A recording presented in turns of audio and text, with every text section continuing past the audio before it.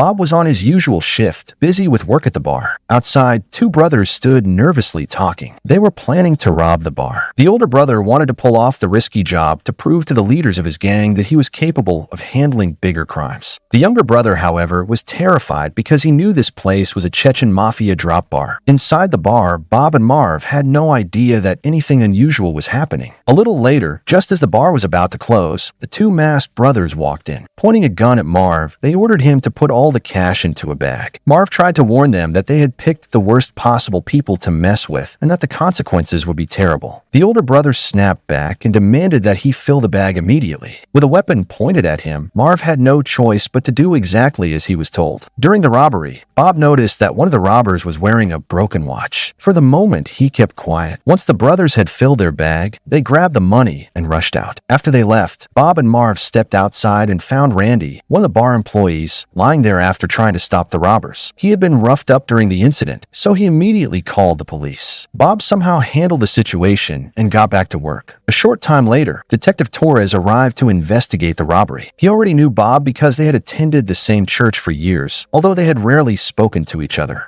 During the questioning, Bob explained that the robbers were completely covered, so he never saw their faces. However, he mentioned one important detail. One of them had a broken watch that had stopped at exactly 6:15. The investigation later revealed that around $5,000 had been taken. As they continued talking, Detective Torres casually asked Bob why he never received communion at church. Bob tried to avoid the question at first, but eventually lied and said there was no issue. The truth was that he was afraid to confess the mistakes from his past, so he kept avoiding communion. After a little more small talk, Detective Torres left. Soon afterward, Marv came over and asked Bob what he had told Detective Torres. Bob replied that he had told the detective everything, including the detail about the broken watch. The moment Marv heard that Bob had mentioned the broken watch, he became deeply worried. He feared that the Chechen mafia would be furious if they found out. Bob apologized, and Marv eventually calmed down. The two continued talking for quite some time. Around midnight, when there were no customers left, Bob closed the bar and headed toward the church.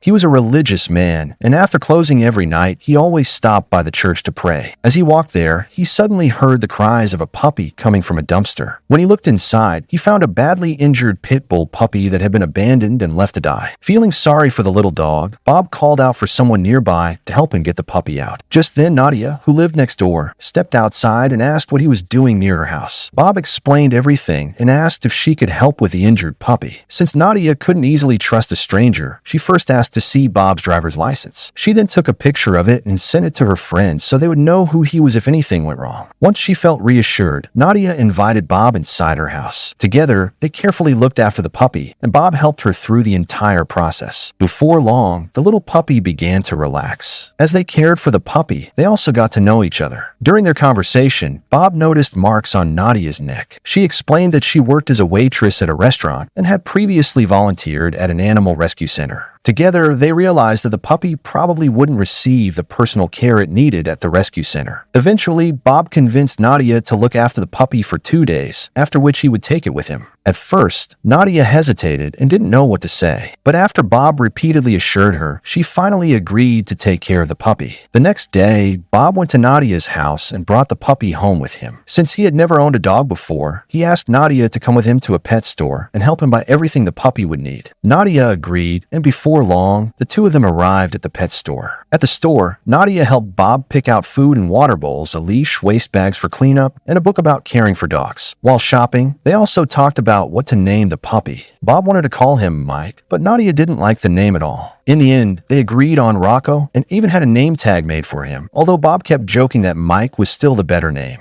After they finished shopping, Bob drove Nadia back home. From a distance, a dangerous man named Eric Deeds quietly watched the two of them without saying a word. After dropping Nadia off, Bob returned home and got everything set up for his new puppy. The following day, Bob and Marv were clearing snow behind the bar when Chavka, the head of the Chechen mafia, arrived. He greeted Bob and then ordered both Bob and Marv to come with him. The two men immediately became nervous, but they quietly followed him. Chavka pointed to a man sitting inside his car and asked Bob and Marv if they recognized him. Both of them firmly said they had never seen the man before. Clearly upset, Chavka turned to Marv and told him that the stolen money had to be recovered no matter what. Bob and Marv didn't argue with him, but they assured him that they would work together and figure something out as soon as possible. Marv understood that if the money wasn't recovered, the mafia would likely hold him responsible for the robbery. After Chavka left, Marv warned Bob that these were extremely dangerous people and that if they failed to get the money back, both of them could end up in serious trouble. Meanwhile, Bob spent more time with Rocco. Since he had no experience raising a dog, he struggled with the basics. Rocco kept having accidents around the house, and poor Bob found himself cleaning up after him again and again. The story then reveals a major twist. Marv secretly meets one of the robbers, Fitz, and it's revealed that Marv was actually the one who planned the entire robbery. He scolds Fitz, saying that his brother's broken watch ruined everything. On top of that, they roughed up Randy, the bar employee, so badly that an ambulance had to be called, which brought the police into the case. Marv then explains that another shipment of mafia money will soon be arriving at the bar, so the next robbery will have to be carried out much more carefully. Fitz agrees to the plan. The next day, Bob took his dog, Rocco, to the park. That morning, Nadia was there for her usual jog. As soon as she spotted Bob, she stopped and called out to him. Bob immediately recognized her. Nadia asked how the puppy was doing. Bob happily told her that Rocco was doing great, eating well, and becoming much more playful. Nadia then explained that she had lost her night shift job and could use some extra income. She offered to help by looking after Rocco whenever Bob needed it. Since Bob already liked spending time with her, he gladly accepted the offer without hesitation. The two exchanged phone numbers, and Bob told her he would help in any way he could. After their conversation, Nadia headed off, and Bob started walking back home with Rocco. Just then, Eric Deeds appeared once again. He complimented Rocco, but something about his attitude and behavior made Bob feel uneasy. Without saying much, Bob took Rocco and quickly headed home. Meanwhile, Marv was visiting his sister's house, where they were discussing their father's medical treatment. His sister explained that their father was being kept alive with medical equipment, and that the treatment was becoming extremely expensive. Hearing this, Marv became frustrated. He said he would do whatever it took to pay for his father's care before leaving the house. As he walked away, Marv couldn't stop thinking about money. He decided he needed to move forward with another plan involving the bar as soon as possible. A little later, a stranger pulled over and asked Marv for directions to the hospital. Marv pointed him the right way, but the man's unusual behavior made him suspicious. Even so, he kept his thoughts to himself. Back at home, Bob was talking to Rocco and apologizing because he wouldn't be able to take him out that day. He explained that he simply didn't have enough time anymore. Just then, someone knocked on the front door. When Bob opened it, Eric Deeds was standing outside. Without waiting for permission, Eric walked inside and immediately asked where the puppy was. Bob was caught off guard. Eric claimed that Rocco belonged to him, but Bob refused to accept that. Eric then argued that if the dog truly belonged to Bob, he should have the license and the microchip information. He explained that pet dogs are implanted with a microchip that can identify their legal owner. Eric even showed Rocco's microchip details in an attempt to prove that he was the dog's legal owner. Bob calmly replied that paperwork didn't change what had happened. He said that Rocco belonged with him now because Eric had treated the puppy cruelly and abandoned him in a dumpster. After the tense conversation, Eric finally left. On his way out, he took Bob's umbrella with him.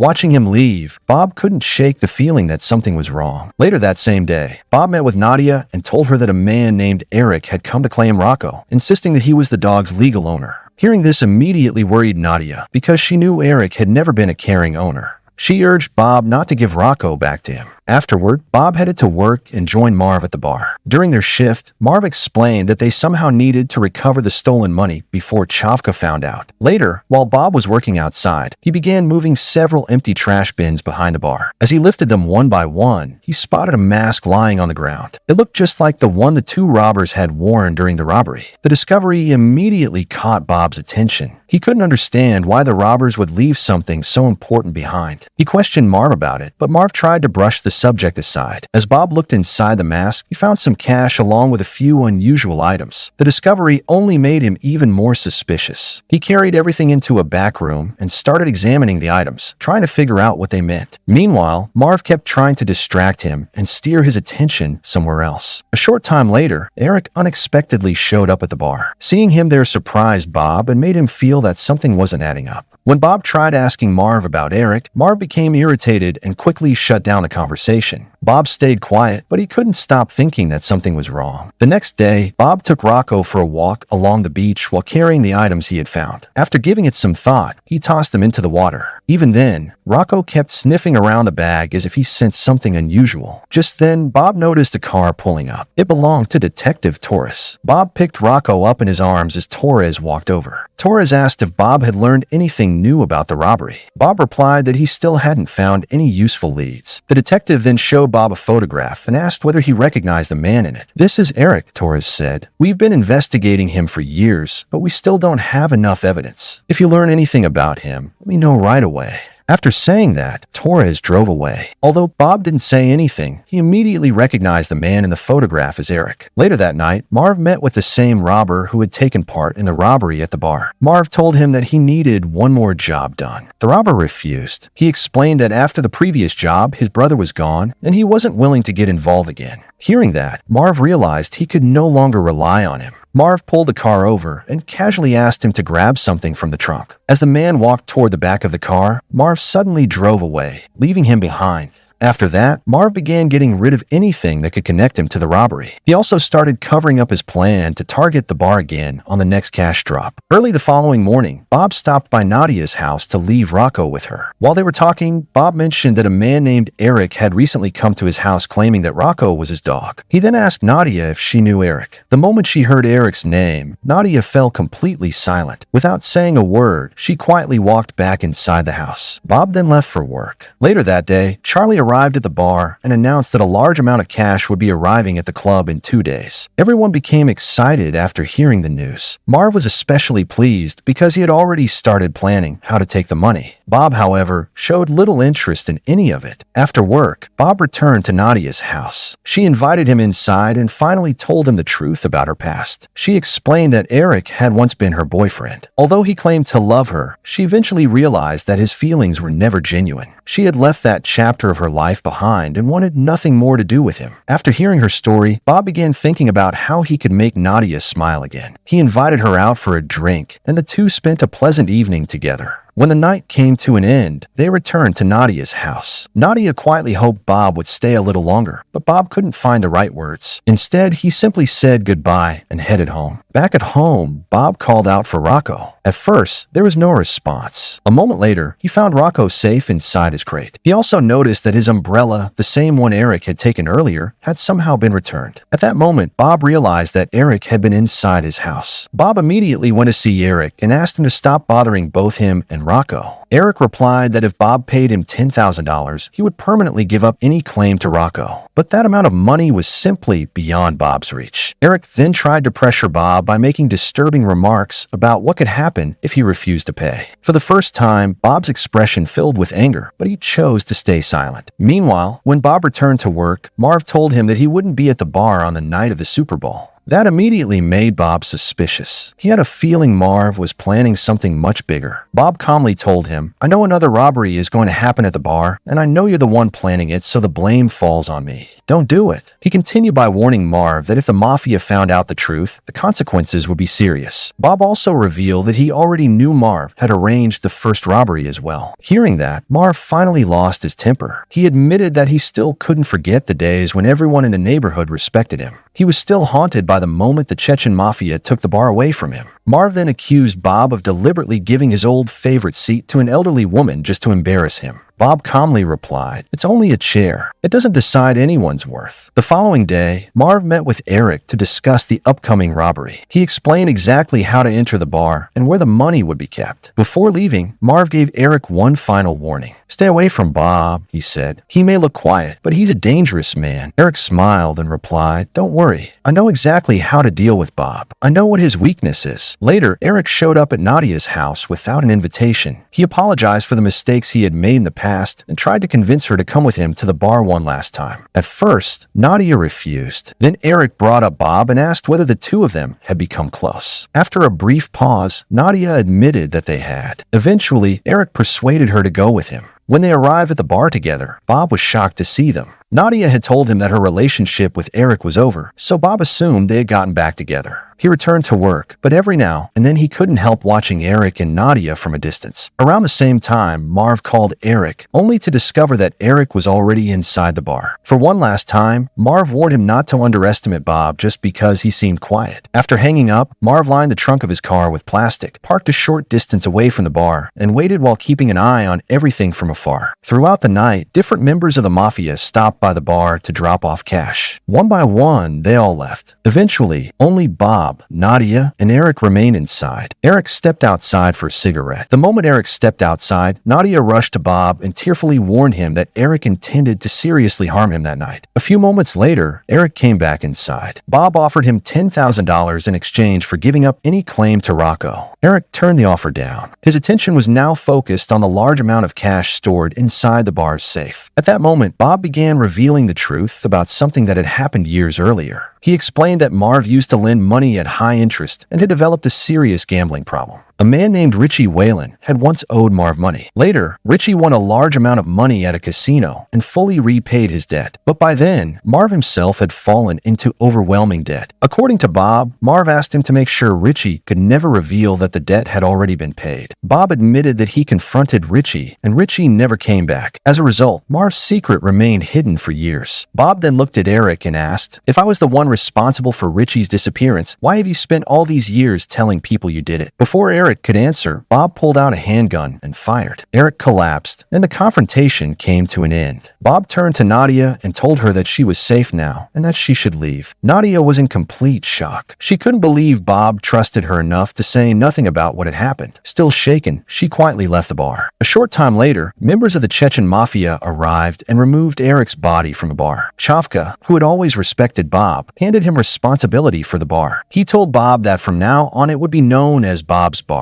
Bob replied that he was only a bartender. Smiling, Chavka answered, "Not anymore.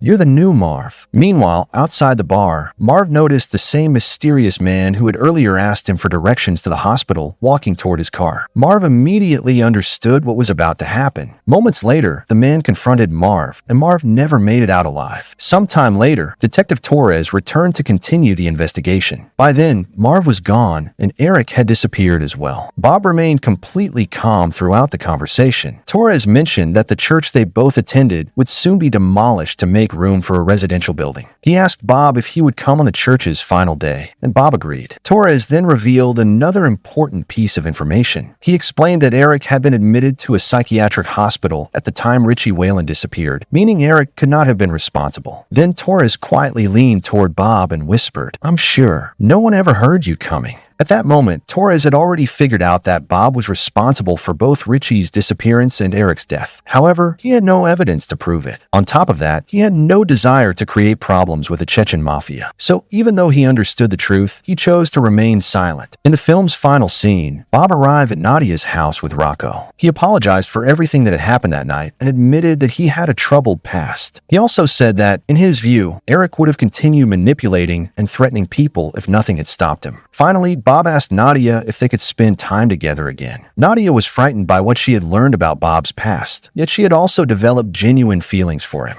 After thinking for a moment, she smiled and said, "Wait, let me grab my jacket." And with that, the drop comes to an end.